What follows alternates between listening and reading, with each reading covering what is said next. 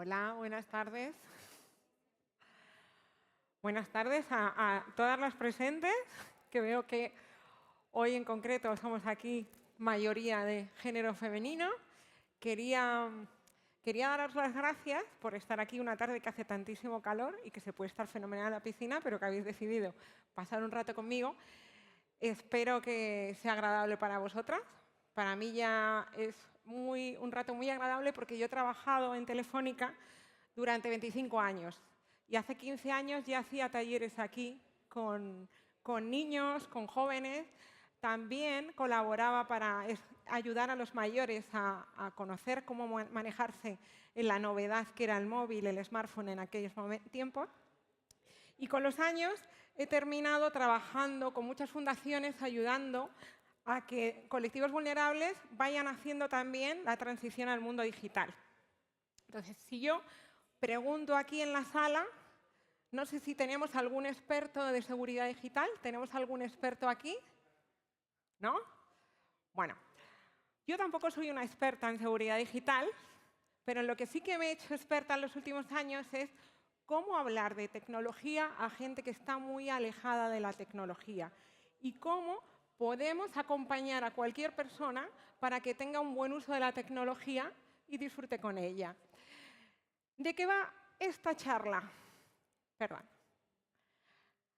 Pues vamos a hablar de si se puede estar seguro en Internet, que fue lo primero que me pidió el equipo Movistar. ¿Cómo podemos transmitir a las personas si se puede estar seguro en Internet? Vamos a hablar de que también la seguridad digital es importante, mucho más de lo que pensamos, y vamos a entender, cuando se habla de seguridad digital, qué están hablando en Europa sobre esto. Después vamos a entrar en la parte más importante de toda la sesión, que es que os dé consejos que os podáis llevar y aplicar en el día a día. Pero con una hora que estemos aquí, pues seguramente nos faltan muchísimas cosas por aprender. Entonces, también os diré dónde podéis seguir aprendiendo y cómo podéis seguir aprendiendo cosas. Y por último, vamos a la parte que a mí más me gusta, que es en la que vosotros me hacéis preguntas o me pedís que os aclare algo que hemos comentado antes. Entonces, vamos a empezar. Si vosotros leéis todo esto de aquí, que supongo que alguna palabra habéis conocido, habéis visto en los medios, en los telediarios y demás, seguramente la mayoría de ellas no las conocéis. Yo hay muchas de ellas que no las conozco tampoco y otras las he descubierto hace poco. Con esa cantidad de palabras que estamos escuchando todos los días, ¿se puede estar seguro en Internet? ¿Cómo lo veis? ¿Cómo os sentís cuando veis todas esas palabras? No. Pues tenemos que ser conscientes que nos hemos ido transformando todos poquito a poco. El mundo se ha ido convirtiendo en digital y también los delincuentes. O sea, igual que hemos aprendido a buscar un billete para viajar de una forma más sencilla a través de Internet, los delincuentes han aprendido a transformar lo que hacían antes de una forma digital. Entonces yo os lanzo la siguiente pregunta. ¿Se puede estar seguro fuera del mundo de Internet? Fijaros todas las cosas que ocurren en el mundo que no tienen nada que ver con la digitalización. He hecho un listado solo de 50. Si hubiera puesto 100, hubieran salido 100 delitos. La mayoría de vosotros no vais a sufrir todos estos delitos, por supuesto, pero es que probablemente no sufráis ni alguno de ellos. ¿Por qué? Porque nos hemos trasladado generación a generación qué hacer para evitar todos esos riesgos. Entonces, ¿se puede estar seguro fuera de Internet? Sí, con una serie de conocimientos y formación. Y eso mismo vamos a hacer dentro de Internet. Porque lo que ha pasado es que todos esos delitos que ya existían se han ido buscando los delincuentes las formas de, añadiendo la tecnología, seguir haciéndolo. ¿Por qué? Porque siempre han querido de nosotros algunas cosas que tenemos que seguir reflexionando. ¿Qué buscaban de nosotros? Buscaban el dinero, buscaban acceder a nuestras joyas, buscaban acceder a nuestras cuentas corrientes, a nuestras tarjetas. También buscaban nuestros datos, ¿no? Querían saber hasta datos económicos, posibilidad de extorsionarte con alguna información tuya que quisiera. Y también buscaban nuestra opinión. Fijaros, hace 2 años, aquí en la segunda planta hubo una exposición que se llamaba Fake News. En esa exposición ya había monedas de la época griega y romana que se usaban acuñadas con reyes que no existían. Y era una forma de manipular y hacer pensar a los demás que existía ese reino y que existía ese rey. O sea, esto que ahora estamos viviendo de otra manera lleva existiendo muchísimos más años de lo que nos pensamos. ¿Qué vamos a ver ahora? Pues que esas cosas que ya les interesaban hace mucho tiempo, como era el dinero, los datos o nuestra opinión, se está empezando a gestionar de otra manera en Internet. Y de todo ello vamos a hablar en la sesión de hoy. Pero también quiero contaros por qué es importante la seguridad digital. Y ¿para quién es importante realmente? ¿Quiénes la necesitan? ¿Se puede ser un ciudadano seguro de alguna manera con lo que está pasando? Y aquí os traslado alguna pregunta. ¿Para quién es importante la seguridad? ¿Para las personas? ¿Para las empresas? ¿Para los gobiernos? ¿Cómo lo veis? Para todos, ¿no? ¿Y para qué es importante? ¿Para nuestra vida? ¿Para nuestro trabajo? Para todo, efectivamente. O sea, tenemos desde una persona que le pueden estafar por Internet, pero también tenemos, y si os acordáis, esta charla se iba a hacer el día del apagón y muchos pensamos que había habido un ataque de ciberseguridad global en el país, ¿no? Efectivamente, tenemos ataques todos.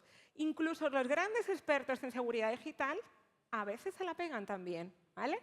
Igual que cuando tú, por mucho que sepas que te pueden atracar por la calle y vayas por sitios que no puedes, hay veces que te pasan cosas, ¿no? O sea, la seguridad al 100% tenemos que quitarnos de que no existe, pero sí podemos tener muchas consideraciones que nos ayuden a ir mucho más seguros por la vida.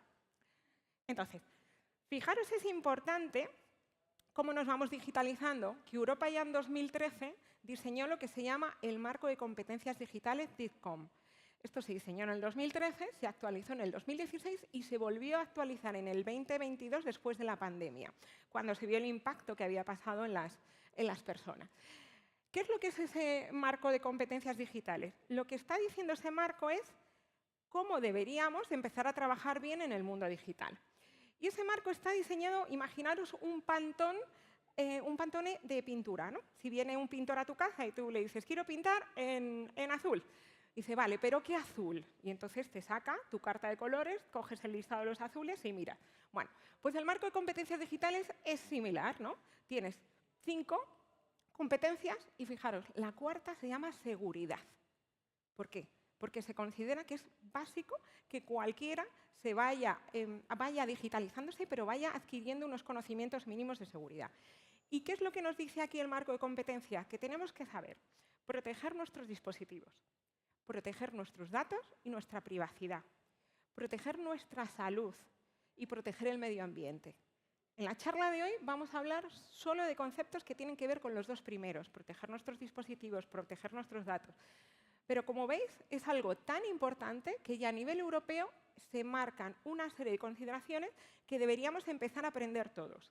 Este marco de competencias, ahora mismo, en España se están certificando casi todos los profesores. Aquí tenemos una de ellas que se ha tenido que certificar hace poco.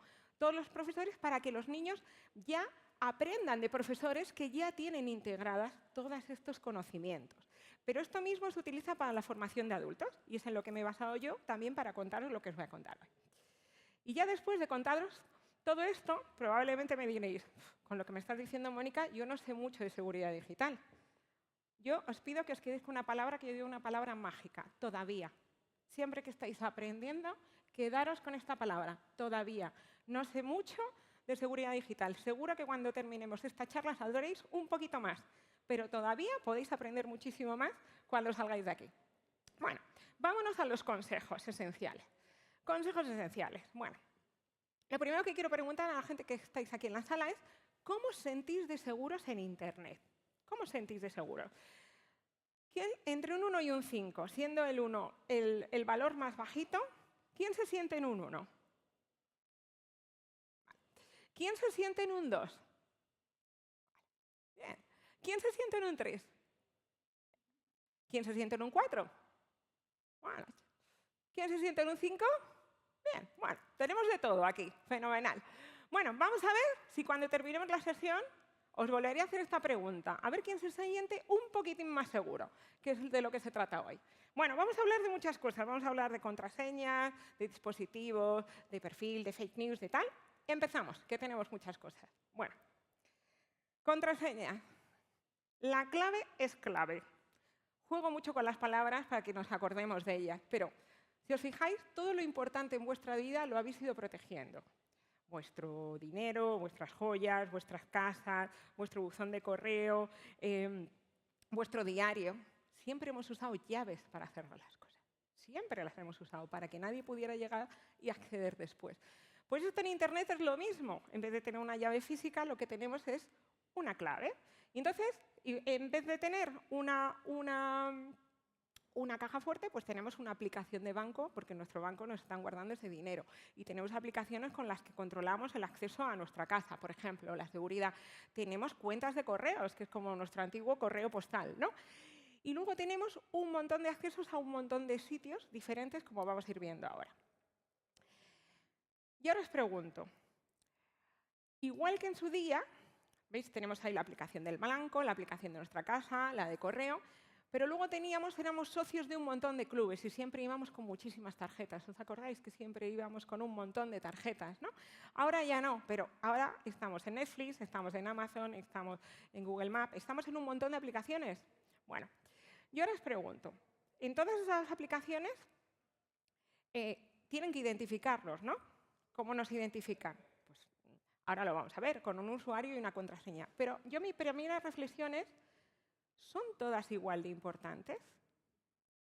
Porque me podéis decir, es que tenemos muchísimas, ¿vale? Pero ¿son todas igual de importantes? ¿Es igual de importante la del banco, la de nuestra casa, la de nuestro correo que las demás? Vamos a empezar a entender esto un poquito más. Lo primero es que para que ellos sepan quiénes somos, necesitamos decírselo, ¿no? Entonces, antes íbamos a un sitio, nos hacíamos un carnet y entonces dábamos todos nuestros datos, dábamos un montón de información, íbamos con nuestro DNI y lo acreditábamos. Bueno, ahora lo que hacemos es dar un usuario y una contraseña. Aquí os traigo los ejemplos que yo suelo llevar siempre en todas mis charlas, ¿no? Y lo que os pregunto es, ¿qué os parece? ¿Qué veis ahí? Decirme errores o cosas que vosotras consideráis que no estarían bien, que no pueden ser buenos usuarios o no pueden ser contraseñas. Porque la contraseña es esa llave que verifica que somos nosotros. A ver.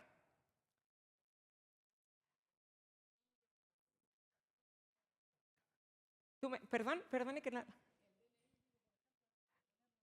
Ponerlo como usuario, ¿no? Claro. De algún dato nuestro, efectivamente. Bueno, sí es verdad que el DNI, hay veces que, por ejemplo, las aplicaciones bancarias muchas veces te están pidiendo como usuario el DNI. Pero sí es cierto que damos nuestro DNI en muchísimos sitios, con lo cual, ojo, cuidado, no sería una clave razonable para poner como contraseña nunca. Como usuario tampoco la aconsejaría, pero es verdad que en algunos sitios te lo pide, o la administración pública en algunas aplicaciones te lo pide. De esos que tenemos ahí, ¿qué más veis que no se tendrían que usar? 1, 2, 3, 4, 5, 6, ¿no? Bueno, esto yo lo tengo escrito desde hace 4 años, pero ahora, volviéndolo a repasar, ¿sabéis cuál es la clave más usada en España en el 2024? 1, 2, 3, 4, 5, 6. Nos puede parecer absurdo, pero es que seguimos usando claves muy sencillas. Y me voy a volver a la parte del usuario. ¿Qué nos pasa con los usuarios? Con los usuarios hay veces que suelen pasar dos cosas.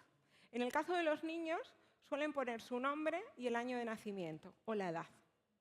Entonces, es una forma muy sencilla para los pederastas de localizarles, de saber que es un niño. Esa cuenta en Instagram, en un correo, en lo que sea, ¿vale? Con lo cual, mi recomendación es que para los niños, sobre todo, les enseñemos a que no utilicen ese tipo de usuarios, que para ellos son muy comunes. El que os ponía ahí de cotorrita o rubia loca, lo que sea, muchas veces nos hacemos cuenta, cuando somos jovencitos, con nombres muy simpáticos, pero luego vamos a buscar trabajo, y yo me he encontrado en muchos talleres de empleabilidad que la gente utiliza esa cuenta de correo. ¿No? Créate una cuenta de correo que ya de partida suene un poquito más profesional, ¿vale? Con lo cual, ya ahí vamos restringiendo. En el caso de las contraseñas, también es muy habitual, aparte de toda esa lista que vienen ahí, que por supuesto eran las 10 más usadas en el 2022, pero si sacara el listado del 2024 seguramente no habría mucha variación. Otra muy usada es la fecha de nacimiento. La fecha de nacimiento la tenemos en muchísima documentación. Entonces, ¿cómo poner bien una contraseña? Pues una buena contraseña tiene números, letras, mayúsculas y minúsculas, y algún símbolo. Y en concreto, lo que ya he escuchado a varios expertos en seguridad, España tiene una letra que no tiene muchos abecedarios, que es la ñ. Entonces, esto, veo a Sonia que me hace así, pero hay yo he visto recomendaciones en los dos sentidos. Hay gente que recomienda que lo usemos, hay gente que no, porque en otros teclados te puede dar problemas. Bueno, fijaros, a mí la primera vez que me enseñaron a poner contraseñas, hoy lo recordaba, y fue hace 25 años. Trabajaba en un área de red con gente muy experta en todos estos temas. Y entonces me pusieron esta Ay, perdón. Ay, porque no os lo he pasado. Ha habido una modificación. Bueno, me pasaron una contraseña que era T1MDVA. Y dije, esto es muy memorizable. Es inmemorizable. ¿Cómo me dices esto? Y me dijeron, Mónica, tengo una muñeca vestida de azul. 25 años más tarde me acuerdo de esa clave. Solo tenía que poner la T en mayúscula y un 1. Tengo una muñeca vestida de azul. Estoy segura que os vais a acordar. Pasado mañana os acordáis de esta clave. Entonces, fijaros cómo muchas veces palabras o frases de tu familia o cosas por el estilo, le cambiamos alguna por una mayúscula, un número tal, y ya hacemos una clave mucho más robusta. Por supuesto, cuanto más grande la clave, mejor. Se está hablando hasta de claves de 20 cifras. Pero fijaros cómo podemos basarnos en cosas que puedan ser muy cotidianas de memorizar y construir una contraseña robusta cambiando un par de cositas. Bueno, pero fijaros que, claro, hemos empezado a tratar de generar contraseñas seguras, pero aún así siempre hay alguna forma de que alguien pueda acceder a contraseñas. Y entonces los que ya empezaron a implantar, ya hace mucho tiempo, fueron los bancos, empezaron a implantar lo que se llama el segundo factor de autenticación. Sí, tú me dices el usuario, tú me dices tu contraseña, pero yo te lo voy a preguntar otra vez. Y entonces tú me vas a tener que decir que sí eres tú, ¿no? Sí soy yo.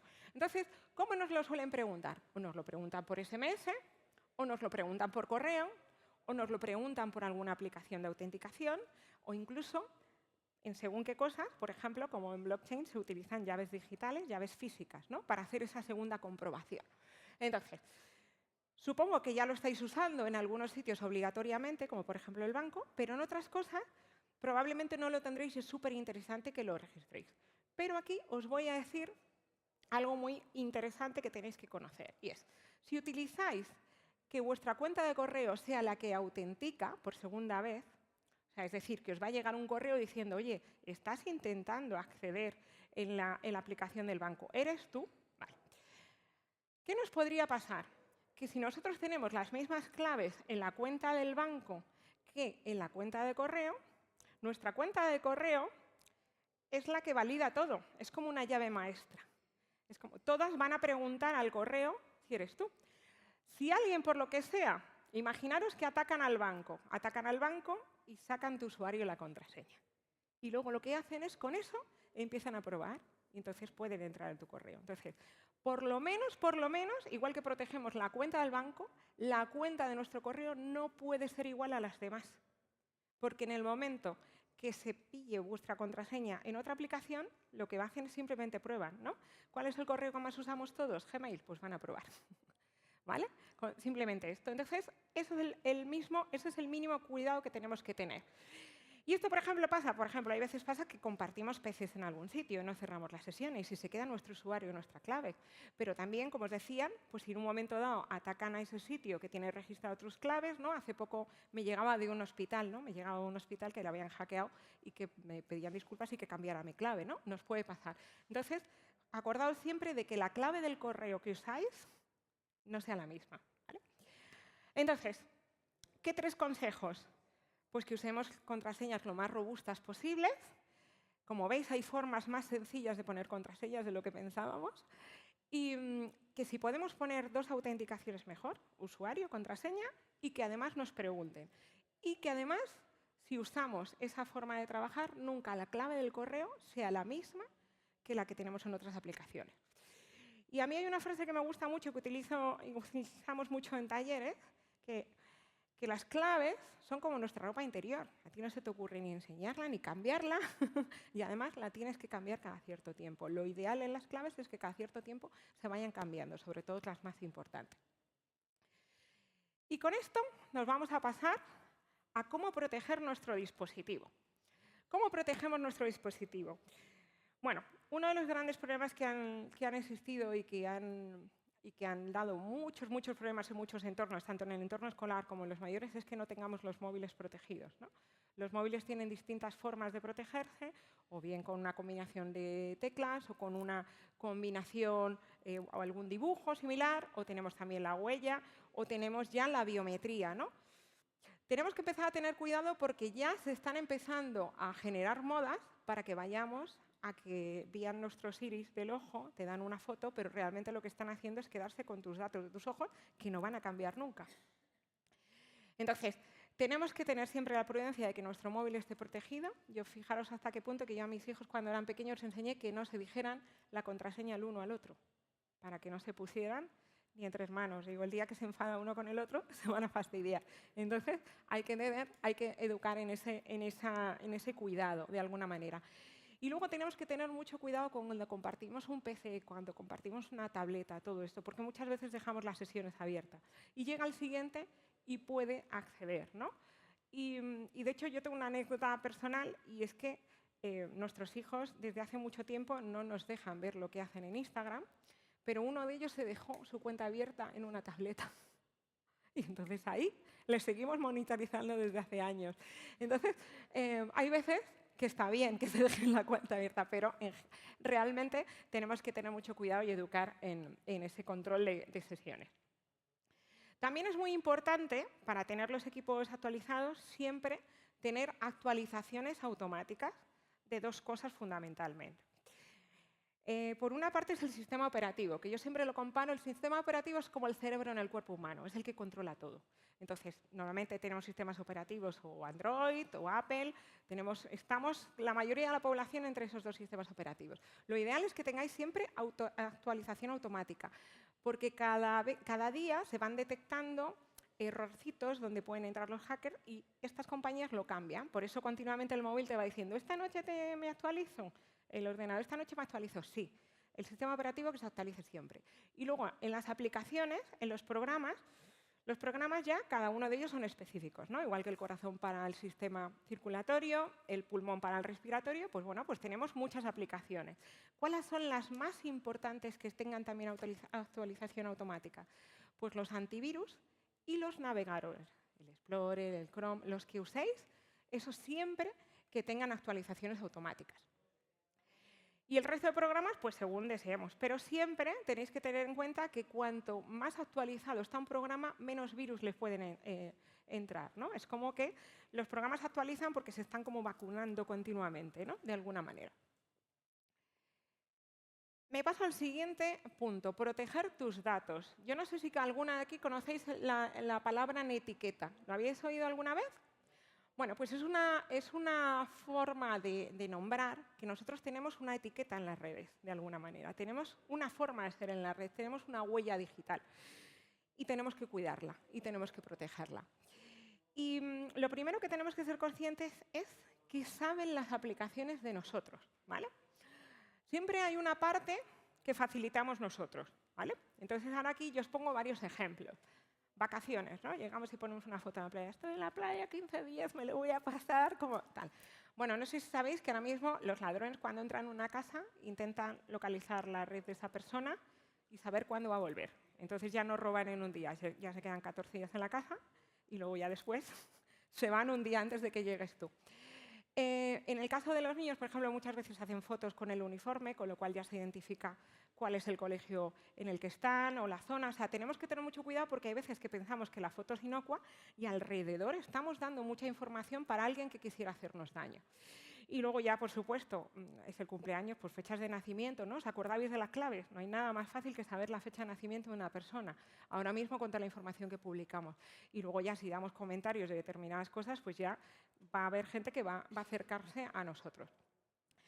En el caso de las imágenes, pues lo que os decía, queremos transmitir una cosa, pero es que transmitimos muchísimas más cosas sin darnos cuenta. Y tenemos que ser conscientes de que, igual que en la revolución industrial, el petróleo fue lo que hizo que se moviera todo y era la gran riqueza, sin embargo, ahora en la era digital, el petróleo son los datos. O sea, las empresas que tienen más información de las personas son las empresas que ahora mismo tienen más poder y tienen más capacidad y más recursos. Entonces, cuantos más datos estemos regalando, lo que estamos haciendo es enriquecer a otros. Fijaros si esto, además, es importante.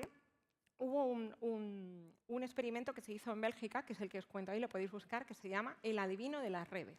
Se pusieron en una página, en una plaza en el 2013, es este experimento, se pusieron en una plaza en Bélgica y dijeron que había venido un adivino muy famoso del mundo y tal. Y entonces entraba la gente y le averiguaba absolutamente todo, cuentas bancarias, todo. O sea, es muy divertido el vídeo, si podéis verlo.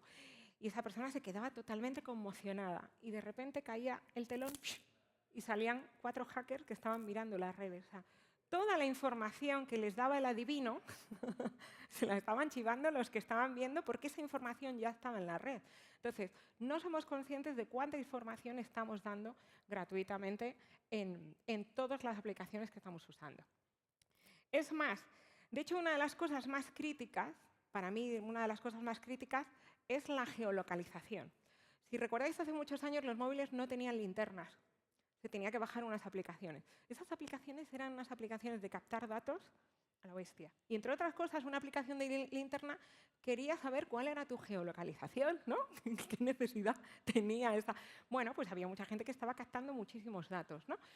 Y hay una cosa muy importante que tenemos que pensar siempre en Internet, que cuando algo es gratis, ojo, cuidado, que a lo mejor el producto puede ser tú, están cogiendo todos esos datos porque luego esos datos se venden, ¿no? Porque dicen, a ver, Mónica va por este sitio, pasa por delante de esta tienda, pues a esta tienda le voy a decir que le mande esta campaña de publicidad. Eso es como venden nuestros datos, ¿no? Porque empiezan, nunca jamás en el marketing y en la publicidad, nunca antes hubo una capacidad de conocer tanto cómo son las personas. Antes decían, bueno, es una mujer entre tanta y tanta edad, ¿es una mujer o es un hombre? No, ahora saben, dicen, es una mujer de tanta edad, tal, pasa por estos sitios, come estas cosas, va a este tipo de restaurantes, con lo cual la publicidad es muchísimo más dirigida. Pero fijaros, aparte de la geolocalización, que tenemos que tener cuidado, ¿no? También se están poniendo, yo una de las cosas que siempre un poco alarmado es que muchos padres ponen controles parentales que son gratis, y yo siempre le digo, bueno, tú estás vigilando dónde va tu hijo, pero mucha más gente también, ¿no? ¿A quién le estás pagando porque esta información sea confidencial? A nadie. Pues ojo, cuidado, piénsalo. Y en el caso de la geolocalización, para mí yo creo que tenemos que ser muy específicos, ¿no? Por ejemplo, si vamos con nuestro Google Maps y necesitamos saber dónde va, pues tendrá que saber la geolocalización nuestra. O si estamos usando la aplicación de WhatsApp para ver dónde nos tenemos que localizar, pues también la necesitamos. Pero podemos usarla solo en el momento que queremos, ¿vale? Todos esos ajustes se pueden configurar. También es cierto que hay metadatos, ¿no? Cuando hacemos una imagen, si os fijáis, en la captura ya suelen poner también dónde se ha hecho, o incluso ya se pueden poner se pone otro tipo de información, en qué hora se hizo y demás. Entonces, nosotros normalmente no prestamos atención a este tipo de cosas. Pero fijaros, cuando esto empiezan a salir, las personas públicas de repente se iban a un restaurante y se hacían una foto. Y era súper privado. Pero a los 3 minutos había un paparazzi. ¿Por qué? Porque los paparazzis aprendieron a buscar en el metadato en qué restaurante estaban y entonces se presentaban allí y le hacían la foto. ¿Vale? Entonces, fijaros cómo una persona que puede tener interés en seguirte lo puede hacer. Y luego, por último, y vuelvo a insistir con los biométricos, porque empezamos a hacer ahora autorizaciones biométricas, ¿no? Con nuestra huella del ojo, con nuestra imagen visual, pero tenemos que controlarlo mucho porque ya... y yo hace un mes vi un sitio donde se estaba haciendo esto, pasé por un centro comercial, yo vi un sitio donde decían, te hacemos una foto de tu iris y te la regalamos y no sé qué. Es una captura. Es una captura de datos biométricos que para la Unión Europea están considerados son de alto riesgo, o sea, no debemos dar esos datos de cualquier manera. Y cualquier aplicación, cualquier cosa que se está pidiendo eso, tiene que deciros cómo se van a usar esos datos y para qué se van a usar. Con lo cual, ojo, cuidado, si conocéis a gente que empieza a hacer este tipo de cosas, alertarles porque no es facilitar todos esos datos está poniéndonos en riesgo, a lo mejor ahora no, pero a lo mejor en 10 o 15 años. ¿Cómo podemos revisar lo que saben las aplicaciones de nosotros? Pues mira, en el caso de los móviles con sistema operativo Android, si nos vamos a ajustes, aplicaciones y permisos, ahí podemos ver aplicación a aplicación. Por ejemplo, llegamos y WhatsApp. WhatsApp tiene acceso a micrófono, a cámara, a geolocalización, o sea, y le damos acceso a lo que queramos, a lo que no se lo quitamos.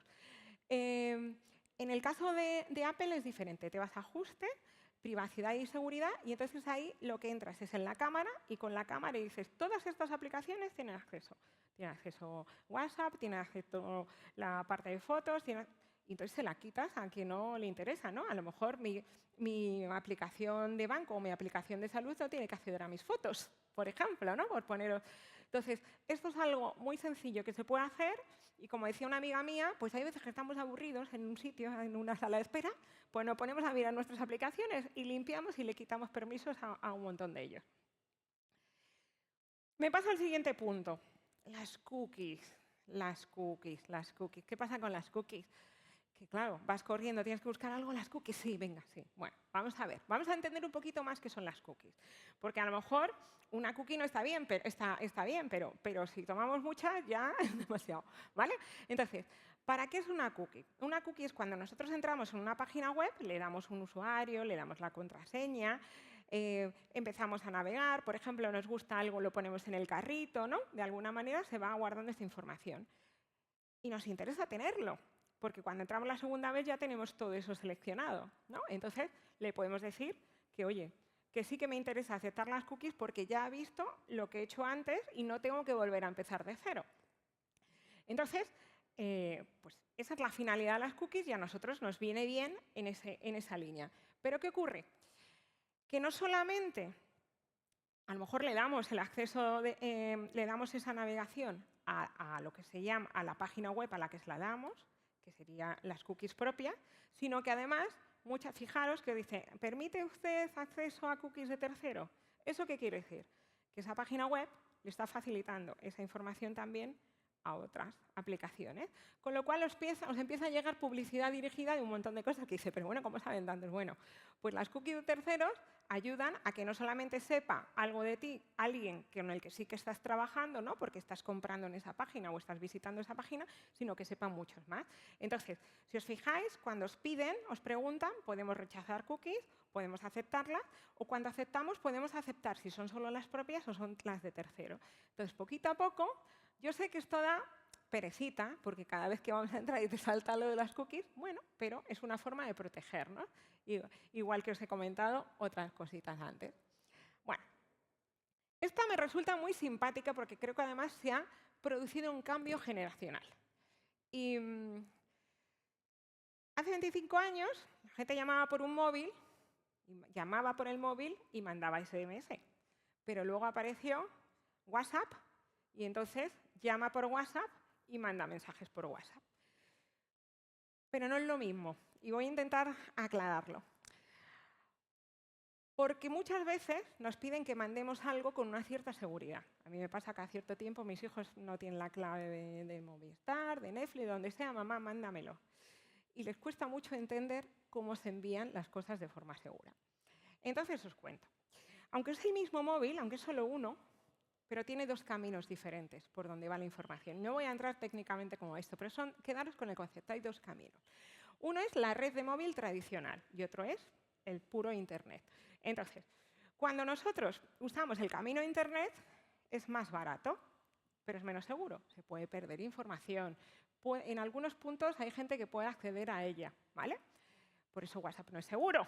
Por eso WhatsApp no es seguro, por eso nada que sea crítico debéis enviarlo, por ejemplo, por WhatsApp, ¿vale? Aunque os diga que es cifrado entre dos grupos, pero pueden entrar por Internet, coger esa información, buscar cómo descifrarla y lo harían, ¿vale? Entonces, pero sin embargo, cuando usamos una red móvil, la tecnología es totalmente diferente, aunque sea la 5G que va por Internet, olvidaros, pero quedaros con que son dos líneas. Entonces, ¿qué ocurre? Que cuando entramos por la red móvil, se va como segurizando cada uno de los pasos. Entonces, esas son las llamadas que hemos hecho de todas las vidas y también los SMS que antes mandábamos. ¿Qué pasó? Que como esto era más seguro y era más caro, terminamos todos usando el WhatsApp. Pero las nuevas generaciones ni siquiera saben que existe lo otro, que es lo que yo he descubierto en los últimos años. Entonces, ¿cómo podemos mandar, por ejemplo, un usuario y una contraseña de forma más segura? Pues mandamos por WhatsApp, el usuario es este, lo mandamos por WhatsApp. Pero la contraseña se la mandamos por un SMS. O hacemos una llamada normal y se la decimos. De esa manera, nunca, es casi imposible que una persona acceda a o sea, tendría que tener control de tu dispositivo, ¿no? Sería algo mucho más complicado. Pero fijaros que estos son consejos muy, muy básicos y que nos pueden ayudar.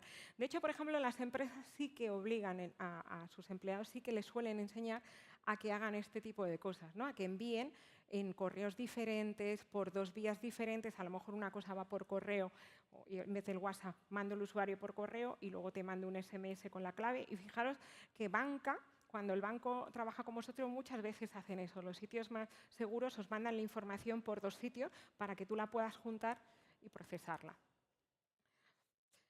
Ahora entro en otro problema típico. ¿Es quién pienso realmente esta página web? Porque muchas veces vemos algo, pincho, no pincho, me están timando, ¿no? ¿Os ha pasado alguna vez? ¿Alguien aquí que no le haya pasado? Vale, pues yo creo que esto es común a todo el mundo. Bueno, pues vamos a ver, ¿lo abro, no lo abro? ¿Me roban, no me roban? Bueno, vamos a entender un poquito cómo funciona Internet. Que si os fijáis, en Internet llegamos a todos los sitios, ¿no? Pero igual que antes llegábamos con el correo ordinario, porque Internet es, en digital, lo mismo, pero es lo mismo. Entonces, ¿qué teníamos en el correo ordinario? Pues teníamos que todos nosotros éramos un destinatario y a la vez un remitente, ¿no? Cuando mandábamos algo éramos el remitente y cuando lo recibíamos era el destinatario, ¿no? Y lo escribíamos en las cartas, ¿no? Escribíamos las dos cosas.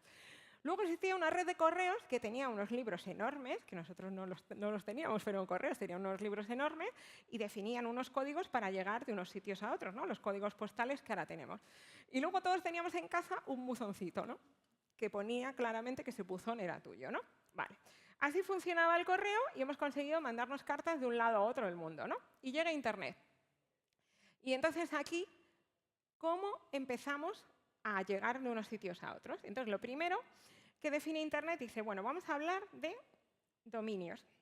Vamos a hablar de dominios. Cada uno de los sitios, la administración, por ejemplo, el Ayuntamiento de Madrid, las fundaciones, por ejemplo, ACNUR, que tiene empresas como Amazon, empresas como Antena 3 o correo, el propio correo, Gmail, todos tienen su nombre, ¿no? Y entonces lo que hacen es decir, bueno, buscan un directorio donde se incluyen. Entonces, si os fijáis, todas las direcciones de España es .es. Cada país tiene una terminación, pero luego existen otra serie de terminaciones, como el .com para empresas, el .org para no gubernamentales, el .edu para asociaciones educativas. Hay muchas, ¿no? Hay una por país y hay otras que son como globales. Pero todas están en algún directorio. Si no están en ninguno de esos directorios, tú no puedes acceder ahí. Entonces, eso quiere decir que cuando tú te das de alta en el .es o en el .edu o en el .com, en cualquiera, tienen que asegurar que eres tú, ¿vale? Entonces, ¿cómo tenemos que leer las direcciones de Internet? Y ahora vamos a jugar con ejemplos que os traigo aquí. Imagínate que yo estoy con mi Gmail ahí en mi casa y me llega un mensaje que dice para Mónica. El asunto es multa del ayuntamiento. Y ya me dicen, paga esta multa al ayuntamiento en un día para no pagar recargo. Pincha aquí. Y yo ya empiezo, bueno, ¿esto es verdad? ¿No es verdad? ¿Esto? ¿Cómo lo veo? Entonces, vamos a pensar cómo podemos revisar esto. Entonces, primero vamos a revisar los dominios ABC, para que entendáis. Uno es, ¿dónde me está mandando eso? ¿Cuál es la dirección a la que me manda? Ahora lo veremos. Entonces, cuando yo veo ahí y me dice https, eso es como empiezan las direcciones en inglés, y fijaros que me pone www, que eso es una página web, ayuntamientodemadrid.es. Lo que tengo que fijarme es el .es, el .com, tal, y lo que viene justo delante. Porque la dirección para llegar a esa máquina está en el principio. ¿Qué nos ocurre siempre en los correos? ¿Cómo nos engañan? Porque nos ponen el Ayuntamiento de Madrid abajo o nos ponen Amazon abajo. Pero la dirección está al principio. primero es como el código postal. Primero te tiene que mandar a ese sitio, primero te tiene que mandar a esa máquina del Ayuntamiento de Madrid. Y luego todo el chorreo que viene por detrás es dentro de ese servidor donde está esa página web que tú miras, ¿vale? Con lo cual, no hace falta que os leáis todo. Fijaros en el principio. Buscar el .es, buscar el .com y mirar qué hay delante. Y con esto vais a detectar la cantidad de cosas que os llegan que vienen de otras páginas, ¿vale? Lo primero. Lo segundo también que podemos ver es quién me lo manda, ¿no? Pues aquí me ponía el Ayuntamiento de Madrid. Y entonces yo miro el correo y entonces digo, ¿tiene sentido esta cuenta de correos? Imaginaos que estará denuncias@ayuntamientodemadrid.es. Claro, está en el .es de España y Ayuntamiento de Madrid. Sí, hombre, eso lo ha tenido que acreditar el .es. Y un arroba, pues sí, esto es un correo que tiene un sentido que sea... Si ahí yo, por ejemplo, miro y me pone pepitoperez.amazon no sé qué vivo en logroño.com, pues esa no es un correo de ese sitio que yo pienso, del Ayuntamiento de Madrid. ¿Vale? No sé si voy muy rápido, os estoy perdiendo. ¿Sí? Si me paráis, me preguntáis. Y luego, también hay veces que aunque tú lo leas y aparentemente esté ahí, o a lo mejor no lo puedes leer, ¿no? Por ejemplo, cuando miras en los reels de las redes sociales y te sale una oferta y pinchas, tú no puedes ver exactamente cuál es la página web, pero ahora os voy a explicar un poquito. Entonces, esto es muy importante también ver dónde llegamos. Pero os voy a contar unas cosas más antes de que lleguemos a este punto, que es el más complejo. Cuando el texto tiene errores o está mal expresado, o sea, alguien que te manda algo bien hecho, se ha revisado muchas veces. Esto ya no muchas veces, si son hackers de otros países, pasan el traductor y hay veces que las cosas están mal traducidas. Esto cada vez es más difícil porque con la inteligencia artificial cada vez hablamos mejor otros idiomas todos y los delincuentes también se están aprovechando. También cuando falta información de contacto. Por ejemplo, queremos comprar algo en un sitio, vale, pues vete a la página web. Mira a ver si hay contacto. Es súper importante. Puedes mirar también en el mapa si existe ese sitio, ¿eh? Esa es otra forma también de asegurar si existe. O incluso puedes preguntar, oye, ¿qué tal es esto? Y puedes ver si es un timo también. Oye, ¿es verdad que esta oferta es así? Un punto que también nos tiene que hacer ser temerosos es muchas alertas y muchas ofertas. Todos los días, esto se acaba, pero te llega todos los días, ¿no? Esto se acaba, esto se acaba. Y luego, generalmente, alguien que nos quiere estafar siempre mete mucha presión porque actuemos rápido. ¿Por qué? Porque si se le detecta, se le va a cerrar su página web. Entonces, cuanta más gente pille lo antes posible, antes va a tener más posibilidades. Y tenemos que tener en cuenta que algo oficial y algo realmente importante nos va a dar un plazo. Nos va a dar un plazo siempre, no te va a pedir eso con esa premura, ¿no? Entonces, me quedo con dónde llegas, ¿vale? Porque ahí os contaba, muchas veces la red social te mete en una página, pero tú no ves cuál es. Entonces, os ponéis en el navegador, copiáis la dirección, o sea, os metéis ahí en esa página, copiáis la dirección y os la lleváis al navegador. Y ahí volvéis a comprobar el dominio. Y entonces ahí lo veréis claramente si es donde estáis queriendo llegar, si es la máquina del sitio donde queréis llegar o si estáis llegando a otra. Esto sé que es un pelín intenso, así que vamos a poneros un ejemplo. A ver, imaginaos que me llega un correo a Mónica, una oferta de Amazon, compra esto, pincha aquí y me sale esa dirección. ¿Qué creéis? ¿Es Amazon o no es Amazon? ¿Quién piensa que es Amazon?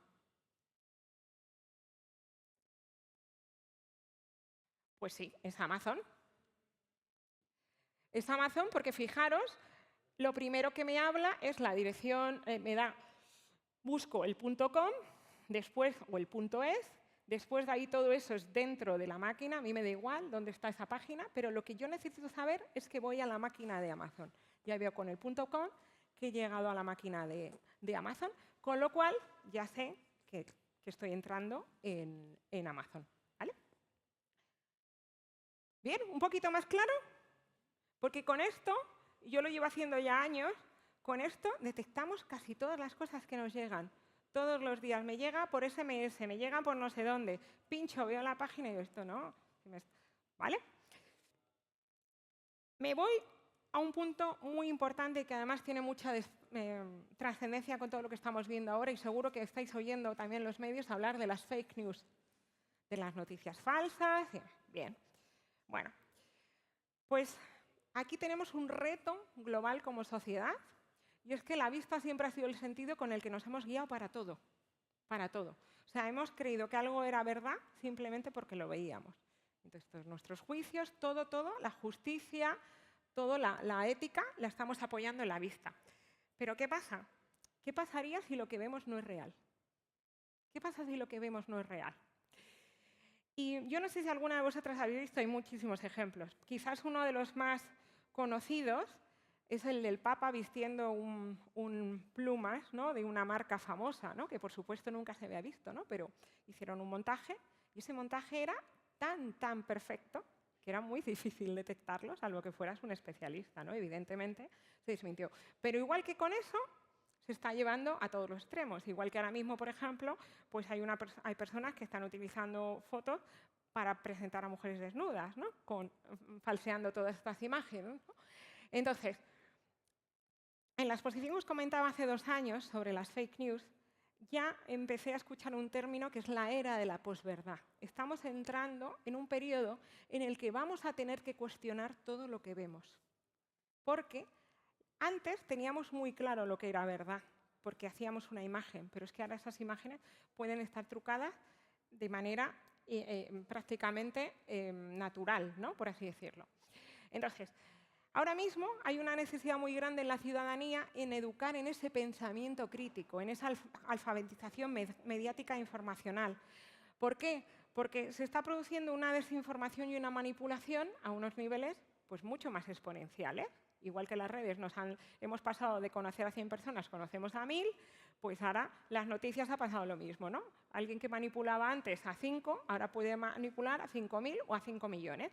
Entonces, hay se suelen utilizar 2 tipos de terminología para hablar de este tema. Uno son las fake news, que las habréis oído, que de hecho que su traducción es noticia falsa, y de hecho los propios periodistas dicen no se deberían llamar ni nuke, porque son falsas, no son noticias. Bueno, y entonces hay muchísimos bulos en las redes sociales. No sé si alguno de vosotros habéis visto una imagen de la Tierra plana, ¿no? ¿Veis esa que tenéis a la izquierda? Esas son las imágenes que ven todas las personas que son terraplanistas. Han visto cientos de imágenes donde les muestran que la Tierra es así, con lo cual creen fehacientemente que la Tierra es así. Traigo este ejemplo, pero podríamos tener muchísimos ejemplos y en vuestro entorno veréis gente polarizada con muchísimos temas. Entonces, ¿cuál es el tema? Que cuando vemos una cosa que nos llama la atención, pues el algoritmo dice, esto le gusta, te manda más. Entonces, cuando ya ves mucho, te lo terminas creyendo. Y eso nos pasa a todos, si no tenemos un pensamiento crítico y nos forzamos a ver otro tipo de cosas. Pero luego encima, con la inteligencia artificial generativa, hemos llegado a que cualquiera pueda hacer vídeos simulando ser otra persona con muchísima facilidad, ¿no? Eso ya se le llama deepfake, que eso quiere decir como una mentira profunda, una mentira absolutamente profunda. Y esto ya es muy difícil de detectar, ya esto ya los detectan los especialistas. Por eso mi consejo es que no creáis todo lo que veáis y que empecemos a pensar, como ya nos estaban diciendo los expertos en todos estos ámbitos de alfabetización mediática, nos decían, a ver, tenemos que pensar en 3 cosas. Primero, la audiencia. ¿A quién le están mandando esto? ¿A qué tratan de conseguir? ¿Persuadir? ¿Convencer? ¿Informar? Si, por ejemplo, te lo manda, si era una empresa o algo así, pues entra en su página web y mira el Conócenos, mira sobre nosotros, mira cuáles son sus intereses, sus propósitos, qué es lo que están buscando. Luego también nos decían que miráramos el contenido, si el contenido era actual, porque muchas veces nos están pasando cosas nuevas y de repente son desde hace 10 años, pero ni siquiera hemos mirado la fecha que es. O fotos, ¿no? Se han publicado fotos de guerras que eran de 3 guerras antes, ¿vale? Bueno, entonces también podemos mirar la fecha de creación, la fecha de actualización, también podemos ver si está bien escrito, también podemos ver si es un dato contractado o son opiniones, porque muchas veces tomamos opiniones como datos contractados, ¿no? Todo esto lo podemos valorar. Y luego, por último, el autor. Es un experto, es un autónimo, es un anónimo, perdón, te está dando su opinión o te está dando un dato contrastado con estudios y te está dando la información de dónde lo puedes obtener. Entonces, esto ya debería ser algo básico que lleváramos haciendo en los últimos años. Aunque nadie nos había contado que hiciéramos esto, ya las personas que tienen mucho más rigor van haciendo este tipo de búsquedas para ver que esto es correcto cuando ven algo. Pero es que ya esto ha exponenciado tanto que ya empiezan a existir, dentro del mundo periodístico, se están empezando a generar verificadores de noticias. ¿Por qué? Porque los propios periodistas se ponen a buscar y encuentran noticias falsas y las vuelven a republicar.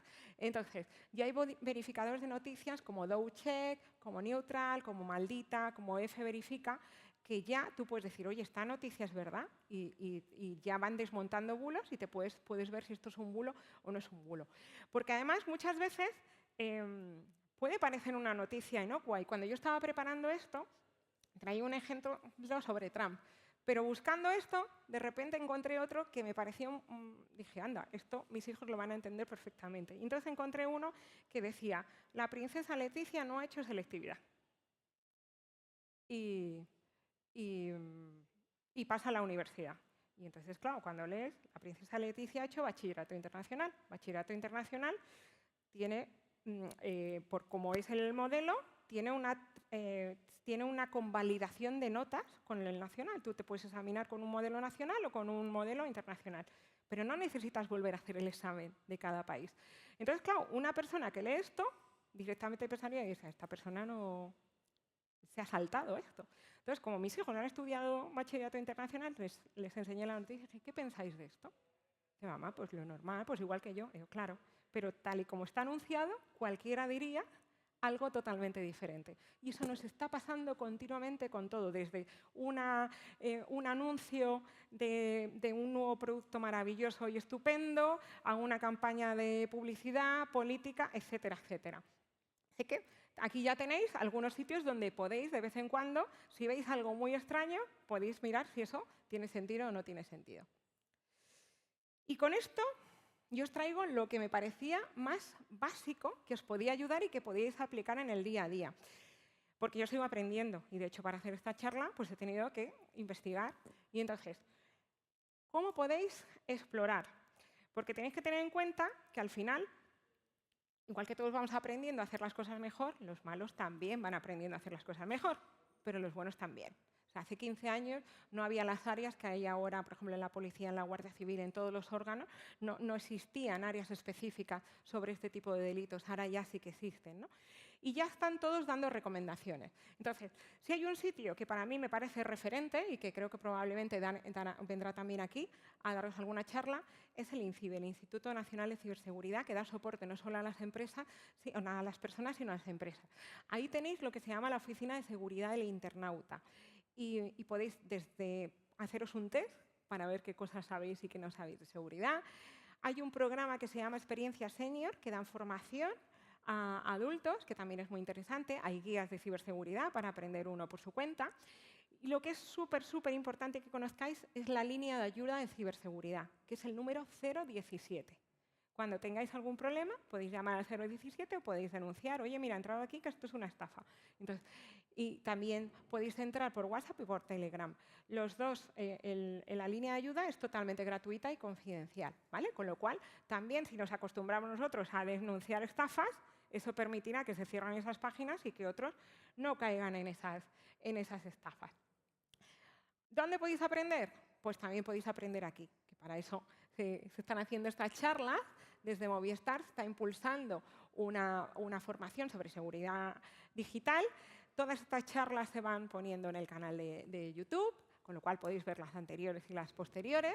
También os aconsejo que sigáis las redes sociales porque os van dando tips de cosas pequeñitas que podéis aprender poco a poco. Y bueno, y todas estas charlas os pueden ayudar, e incluso talleres. Mañana, de hecho, hay un taller para aprender cómo poner contraseñas seguras aquí en esta misma sala. O sea que si os apetece, no sé, os preguntáis al equipo y os dirán si hay plazas donde os podáis apuntar. Y luego yo, por ejemplo, hay una persona que sigo, que a mí me gusta, porque además es un chico que yo trabajé con él en Telefónica, le conocí, y él es un experto ahora en ciberseguridad y reputación digital. Y es Pablo Iglesias. Él ya en su día se puso el apodo con Y para que no le confundieran.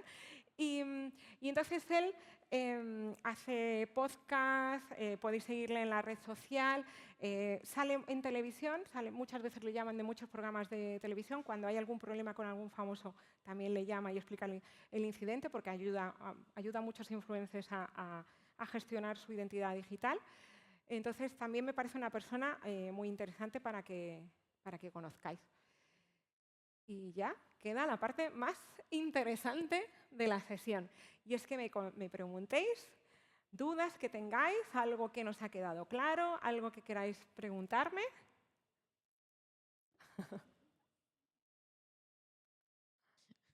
Hola. Que se me hace raro. Cuando uno denuncia el Perdona, ¿tu 017, nombre? Claudia. Lauri. Lauri, Esto con el micrófono es sí. muy abuchoso. Cuando uno hace la denuncia en el 017, ¿una denuncia va a juicio o no va a juicio? No, es confidencial, no. Pero aquí las denuncias en España se tienen que ir a juicio, ¿no? No, si la llevas o sea, ahí lo que te hace es un canal donde lo reciben. Luego seguramente ellos te asesoren dónde lo tienes que llevar para formalizar. Es que ahí está la cuestión. Ahí está la cuestión. O sea, Que mucha gente no le interesa ir a juicio. claro, pero por eso Pero, por ejemplo, es en diferente. plan investigación, mire, les dejo este link porque me parece muy sospechoso y me voy, pero el nombre de uno también está ahí, ¿no? Claro, pero aquí es confidencial. O sea, yo creo que, por ejemplo, si fueras a la policía, si fueras a la Guardia Civil, ahí sí se queda un registro. Pero en este canal es que lo dicen continuamente, es El gratuito y 017. confidencial. Gratuito y confidencial. ¿Qué ocurre? Que imagínate que si tú llamas quejándote de una página web, otro y otro, ellos elevan esa denuncia, pero no a nombre particular. Ah, Porque, vale. ¿sabes? Entonces, me imagino que funcionará así, pero lo marcan en letras mayúsculas continuamente, que es confidencial, que podemos usar ese canal porque no va a salir de ahí, no vas a juicio porque estás Ah, ahí tramitando nada, no. vale. Yo creo Gracias. que luego tienes que hacer un trámite posterior si tú quieres ir a juicio. Vale. Muchas ¿Vale? gracias. Gracias. ¿Alguna pregunta más? Bueno, yo os dejo ahí mis redes, os dejo ahí... ¿Cada cuánto hay que cambiarlo? Bueno, aquí luego está... pues mira, yo una de las cosas que he estado haciendo ahora estos días es mirar una página en la que ves si tu usuario, o sea, si tu correo aparece por ahí en listados que se hayan filtrado, ¿vale? Se llama es que lo tendría que escribir, perdón, porque yo sin una pizarra y un lápiz soy mucho menos, porque soy de las de pintar muchísimo. Ahí en ese sitio yo, por ejemplo, me ha sorprendido y cuando lo he chequeado, que he visto que, por ejemplo, aplicaciones que yo uso mucho, como por ejemplo con la que he hecho esta presentación, resulta que la habían hackeado el año pasado. Entonces, sí, Canva en el 2020. O sea, al final no somos conscientes, pero hay muchos hackeos de los sitios donde entramos y ya está el usuario y tu clave en sitios donde se meten los malos, en esas listas. Entonces, una recomendación, pues imagínate, las que no son muy críticas al año, las que son muy críticas cada 6 meses, la del banco, pues a lo mejor te interesa cada 3. Pero por lo menos pon el segundo factor de autenticación y pon una clave larga, pero que te sea memorizable, como te he dicho yo, ¿no? Que busques algo que sea fácil de memorizar. Entonces, yo tengo amigas, pero estas son muy expertas, que cambian, por ejemplo, la del correo una vez al mes. Yo no tendría capacidad, ¿sabes? Yo no tendría capacidad. Pero mínimo 3 meses, 6 meses, las más críticas, yo creo que, no sé, ¿cada cuándo cambiamos el armario? ¿Cada 6 meses? Pues a lo mejor nos podemos quedar con esa analogía. Muchas gracias, que estáis. Gracias por la charla. Me llamo Laura. Mi pregunta es, si yo quisiera hacer un reseteo de todas mis claves, por decirlo así, y poder decir, vale, ¿en qué nivel de seguridad estoy? De hecho, lo quiero hacer. ¿Por dónde empiezo? Mira, te vas al INCIBE, te vas a la oficina del internauta. Mira, Laura, te vas aquí y aquí en los test sobre ciberseguridad ahí hay varios. Entonces puedes probar y entonces miras, te van a hacer diferentes preguntas y luego te... Entonces yo creo que cuando preparé esta charla hace un mes y medio, creo que hice 2 o 3 test, pero tienen varios, con lo cual está bien, porque vas viendo, anda, pues de esto no sé, pues voy a investigar sobre esto. Porque al final luego sabéis que en Internet podemos aprender todo, ¿no? Pues no sé cómo controlar esto. Pues, oye, ¿cómo me puedo proteger de esto? Vas a encontrar a alguien interesante que te lo va a explicar, ¿sabes?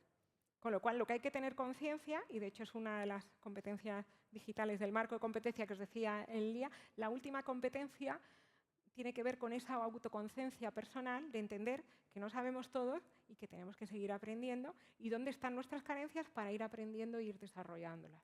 O sea, que es muy importante lo que preguntas, ¿no? O sea, da igual lo que sepamos cada uno de nosotros, porque siempre hay posibilidades de ir mejorando. Muchas gracias, porque hay cosas que posiblemente varios sabíamos, pero otras no.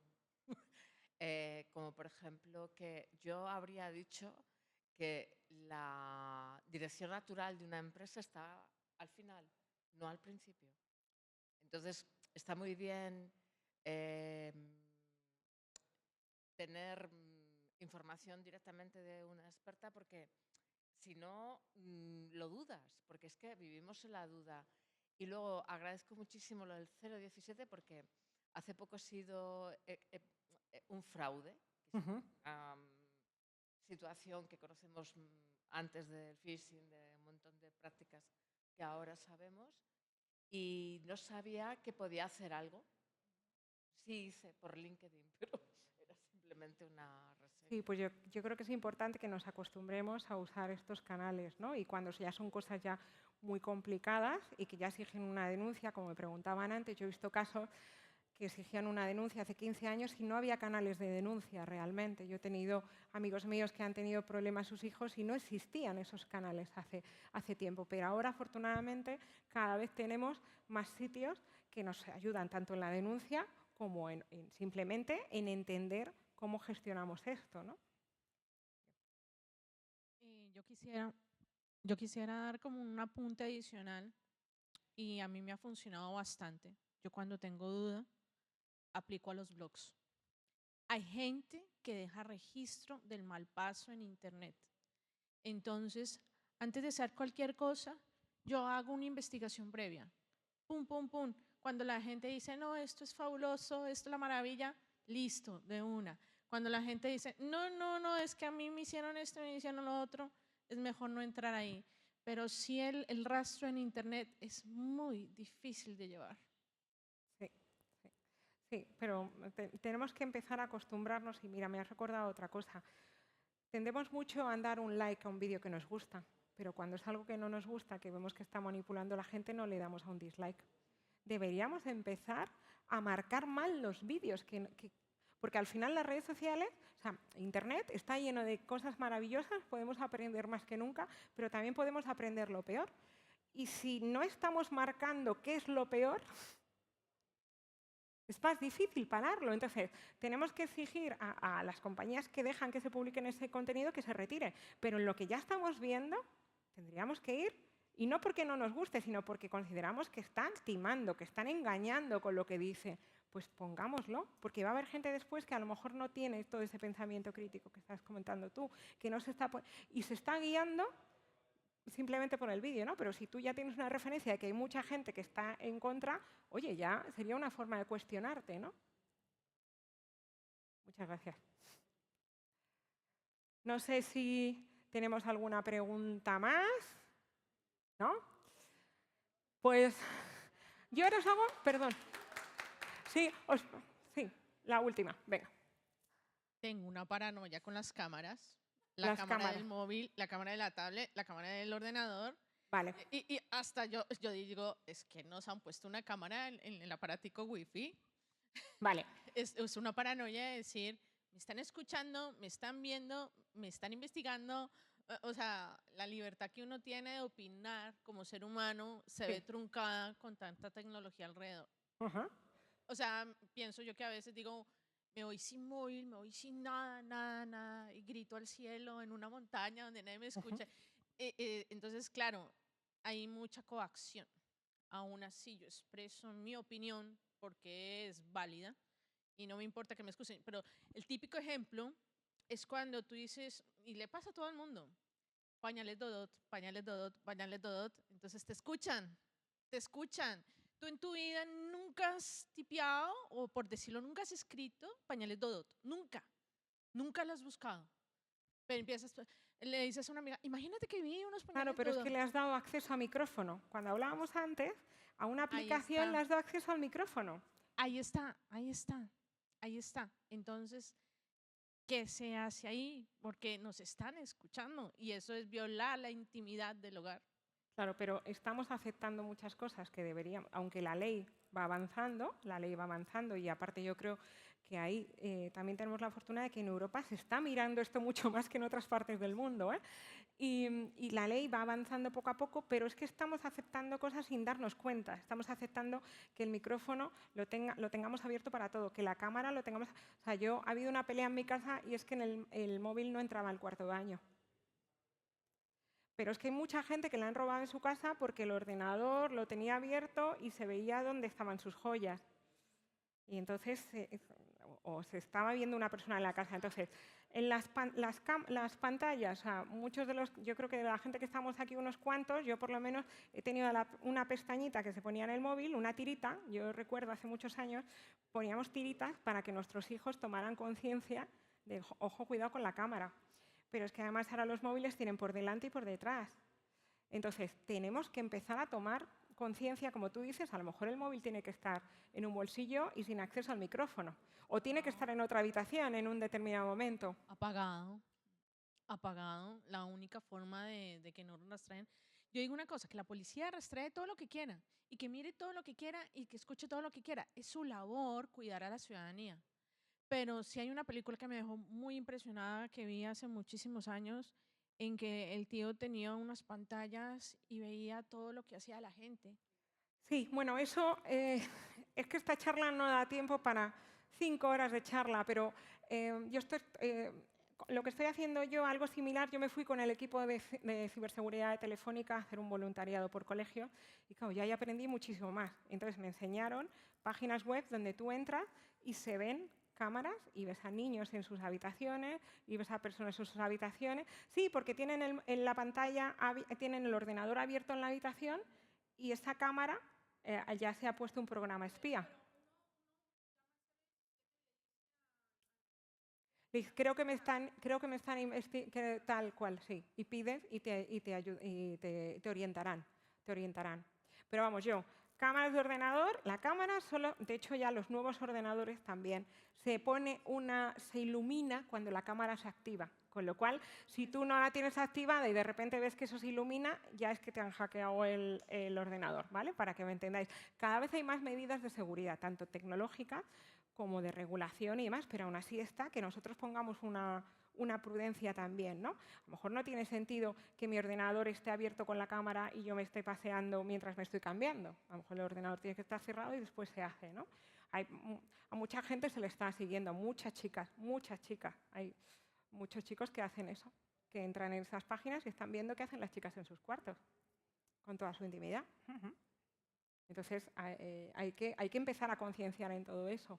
Y no es fácil, porque no somos conscientes. Fijaros cómo es el tema que yo, una de las personas de las que más primero empecé a aprender de seguridad, era un experto de Telefónica, colaboraba con la policía y daba charlas en colegios.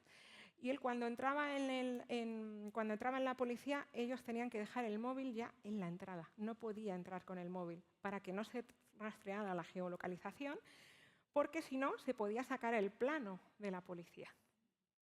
Y fijaros, la rumba, no sé si conocéis el aspirador, la rumba en un momento dado se empezó a conectar a Internet. Y se dieron cuenta, claro, la rumba aprende cómo es tu casa para esquivar esta mesa, para esquivar cómo es esta silla, y entonces hace como un plano dentro de la máquina. Pero cuando se conectó a Internet empezaron a ver que había hackers que accedían a las rumbas de las casas más lujosas para robar, porque ya tenían el plano de la casa. Entonces se desconectaron. Se empezaron a vender otra vez desconectadas porque si no nadie las quería comprar, evidentemente. No sé por tiempo si tenemos que... ¿Seguimos? ¿Cortamos? Lo que me digáis. Última duda y cortamos.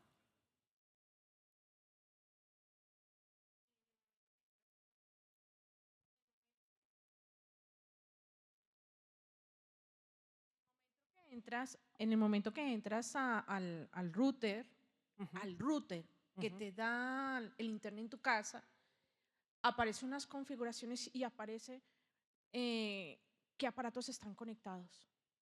Sí. Yo siempre verifico. Mi operador, yo le empiezo, le digo, apago todos mis aparatos. Tú, pu, pu, pu, pu, pu, pu, pu. ¿Sabe por qué creo? ¿Sabe por qué intuyo? Porque me están robando señal, porque la señal se cae, porque la señal es pobre, a pesar de que hay 600 o lo que sea. Yo digo, es ridículo que haya una mala señal de Wi-Fi. Entonces le digo a la operadora, déjame apagar todos los aparatos y dime que está conectado. Hay un aparato conectado. Claro. Me toca cambiar contraseña. Claro, pues ahí, por ejemplo, en ese caso, que tiene riesgos, cada cierto tiempo cambia la contraseña para evitar que haya gente, porque muchas veces no cambiamos la contraseña que viene por defecto. Y entonces, por eso se conectan en nuestro Wi-Fi. Yo no soy experta en esto, ¿no? Pero sé que ha habido charlas, sé que en algunas se ha hablado de esto y que podéis buscar información, ¿sabes? En el mismo canal de Movistar. Sobre esto, creo que hubo una en concreto, o he visto por ahí vídeos específicos sobre el router y cómo gestionarlo mejor y cómo evitar todo esto. Pues muchísimas gracias. ¿Cómo estáis de seguros ahora en Internet? 1, 2, 3. ¿Habéis subido un pasito? 1. Los de 1 me habéis pasado a 2, los de 2 a 3. Venga, pues entonces nos vamos todos más contentos a casa. Gracias.